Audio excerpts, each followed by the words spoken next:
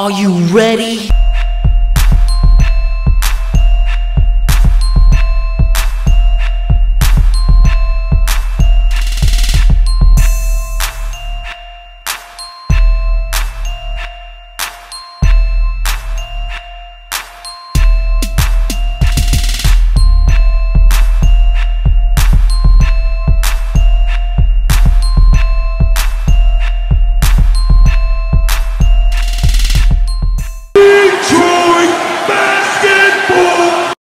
Hey peeps, how's it going? And I'm not mad. I am just extremely disappointed in this team's performance. That being said, they should still make the playoffs. I believe if they go 1-1, they're going to need Charlotte and Miami to lose, but they would be the 8th seed. And if they go 2-0, they make the playoffs, but they need Orlando to lose, and then they could still be the 7th seed, which that's going to be best case scenario at this point. But we should not be in this position. We really shouldn't. And no matter how you felt about the Pistons or how you feel currently about the Pistons, whether you're still on the bandwagon, whether you hopped off it, whether you hopped off it during the trade deadline, whenever and however you are here today, we all can agree on one thing, that this team had a lot of potential to be the 4th seed in the East, and they haven't lived up to that expectation. I don't know if those high expectations got to the Pistons. I don't know if there's something in the locker room where they're not clicking, but they take too many games off. This team hasn't done anything in 9 years. In 9 years, 1 playoff appearance. You haven't earned the right to take games off.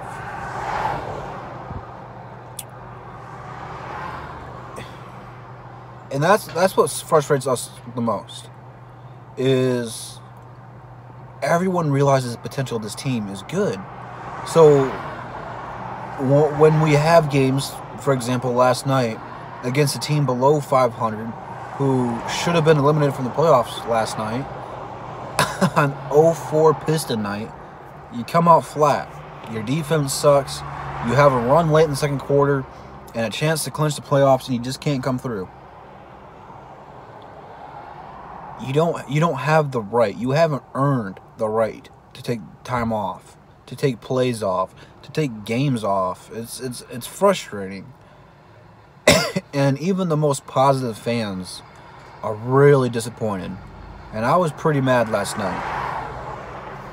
It's just so hard to defend this, because you can't defend last night. That is one of the greatest teams in Detroit sports history. Probably one of the most loved teams in Detroit history. And you can't even get the job done. It's really frustrating. Pulling your hair, head scratching, whatever you want to call it. Flabbergasted. I don't know if I said that right. I'm trying to use big words to sound more efficient. Nonetheless, you put yourself in a really bad situation if you're the Pistons. Now you have to play Memphis, which reportedly they're going to be without half their team. Half their team's out. So if you don't win that game, you can just mail it in.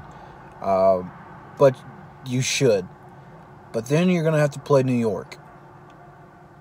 And New York, I believe,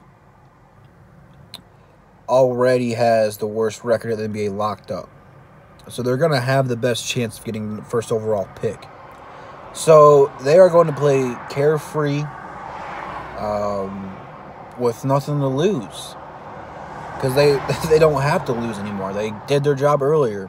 So now Henry Ellenson gets his revenge game against the Pistons for cutting them. And I'm not going to lie, guys. I am pretty nervous.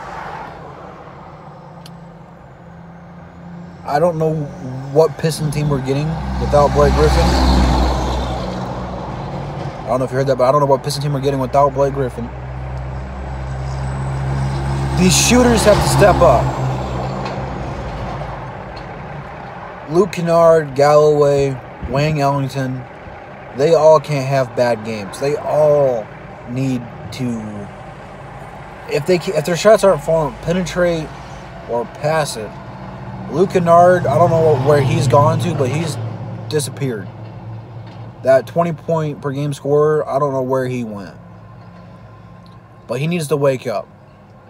There's several guys on this team that need to wake up. Andre Drummond, as good as he has been, can't carry this team all by himself. He's not that type of player. He's a very, very great player. All-star player. But he's not the guy who's going to go out there and get you 40 points to win a game. He does all the dirty work. He's going to get you 20 rebounds. He's going to get you 20 points. But that only goes so far. You need other players on your team to step up.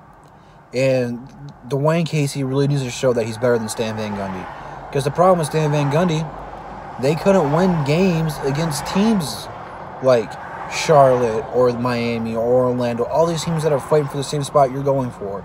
We could never beat them. And we lost 4 games this year to Charlotte. And even like we were in most of them.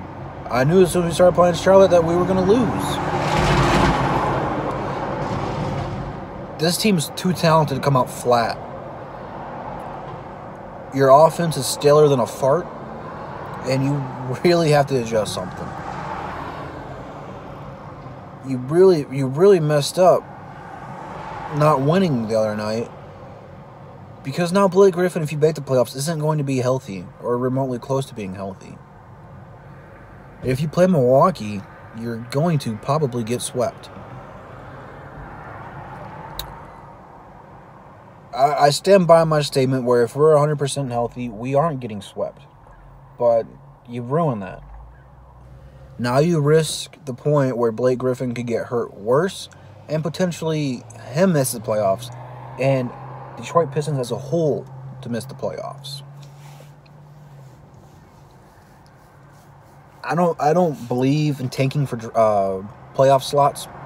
That's not what happened. It's just that this team thought they were a lock to make the playoffs, because even people on TNT and the NBA Network pretty much said the Pistons are making the playoffs. And then I don't know what that's called, but something on Twitter was ranking all the teams to percentage-wise make the playoffs, and they gave the Pistons a 99% chance to make the playoffs. And they gave like Orlando 75 and Nets like an 80 or something like that. It was something like the ballpark. And ever since then, the Pistons have lost 4-5 games in a row. Yeah. You have to win 2 games now to be above 500 or at 500 for the year. If you go 1-1, you finish the year below 500. And no reason for that. Absolutely none. I don't care if Ish Smith was hurt. Ish Smith is a bench player, and a very good one. A very important bench player. But there is no excuse for that big slippage that we had. And that falls on Dwayne Casey. Dwayne Casey has done just a horrible job this year getting his team ready. Because how many times this year have we come out flat or uninterested and have to make a good second half run to come back into it? Probably at least 30. And that's not okay. It happens. I understand. Even teams like Milwaukee and Golden State, the 2 best teams in each conference, come out flat every once in a while. But they always bounce back and find a way to scratch and claw. But you're not even on that pedestal. You can't be compared to these 2 teams. You haven't done anything to earn any respect around the league yet.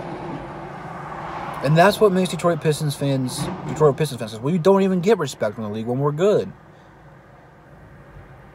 It's hard to help defend this team against the bashing that they are taking from fans, because if they don't care, why should we care? And I'm not hopping off the bandwagon. I still love this team, but it is very frustrating. I mean, I went to bat for this team during that big slippage. placed a couple bets if we're making the playoffs or not, and put a lot of time and effort into making a playoff hype video, editing-wise, and if we make the 8th seed, what does that matter? You're not going to do anything.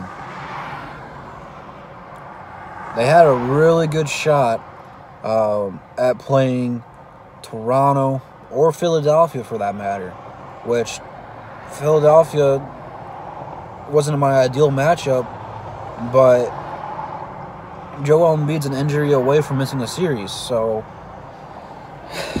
he really screwed the pooch.